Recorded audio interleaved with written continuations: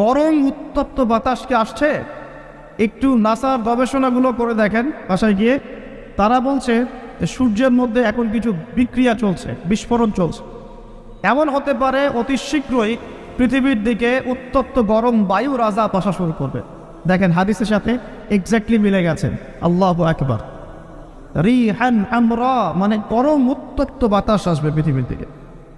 এবং মনে করবেন না এই বাতাস যদি গায়ে লাগে খুব কমফোর্টেবল ফিল হবে, বরং এর ফলশ্রুতিতে দেখা যাবে ফসল নষ্ট হয়ে যেতে পারে, বৃষ্টিপাত বন্ধ হয়ে যেতে পারে, খরা হতে পারে, মরুকরণ হতে পারে, আর অনেক সমস্যা হতে পারে, পানির স্তর নিচে নেমে যেতে পারে।